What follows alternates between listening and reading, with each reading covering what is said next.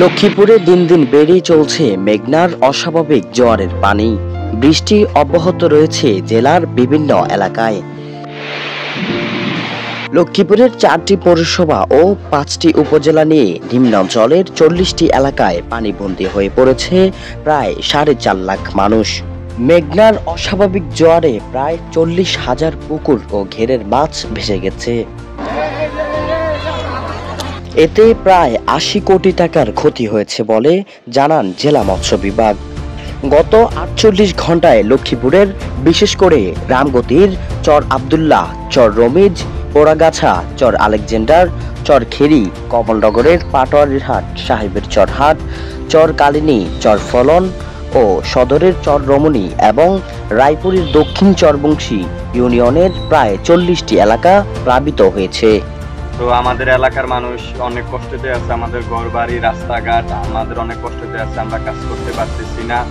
আজকে অনেক প্রচুর পরিমাণ জোয়ারে তলাইতে আছে, বর্তে আছে, কোনো কুল কিনার নাই। বাড়িতে পানি ওঠায় জ্বলছে না বেশিরভাগ বাড়ির চুলা। পাশাপাশি টিউবওয়েলগুলো ডুবে যাওয়ায় দেখা দিয়েছে বিশুদ্ধ পানির সংকট। পানিবন্দী হওয়ায় বিপাকে পড়েছে সাধারণ খেটে খাওয়া মানুষ ও শিক্ষার্থীরা। যেতে পারছে না স্কুল, কলেজে ও কর্মস্থলে। বৃষ্টির কারণে আমাদের ঘরে পানি উঠছে, আমরা অনেক কষ্টে আছি, স্কুলে যাইতে পারি না। এই 4 দিন ধরে বৃষ্টির কারণে বন্যার পানি যত জ্বালা জুলা আছে সব পচে গেছে। অনেক কোনো ক্ষেত কর্তা কোনো কিছু লাগাইতে পারছি না। আজকেও বর্তমানে বৃষ্টি হয়ে অনেক জোয়ারে পানির মাঝে কার। রায়পুরের পশ্চিমে মেঘনা উপকূলীয় বেশ কয়েকটি গ্রাম তলিয়ে যাচ্ছে বৃষ্টি ও মেঘনার জোয়ারের পানিতে। ফলে বিপাকে পড়েছেন গৃহপালিত পশু নিয়ে। বৃষ্টির কারণে আমাদের খুব সমস্যা হচ্ছে। আমাদের এলাকার সবার মানুষের ঘর বাড়ি অনেক ক্ষয়ক্ষতি হচ্ছে, গরু ছাগল বাড়ি করতে পারছে না ঠিক মতো, এবং আমাদের ধান ফসল টসল লাগানো এখন সময় আমরা এইগুলো রোপণ করতে পারতেছি না। অনেক স্থানে দেখা যায় পিচ ঢালাই করা সড়ক অতিক্রম করে প্লাবিত হচ্ছে নতুন নতুন গ্রাম। ফলে সৃষ্টি হচ্ছে জনদুর্ভোগ।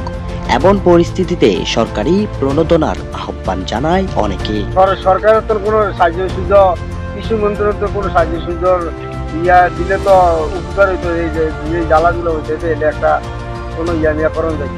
আব্দুর রহমান আয়ান, মোহনা নিউজ, লক্ষ্মীপুর।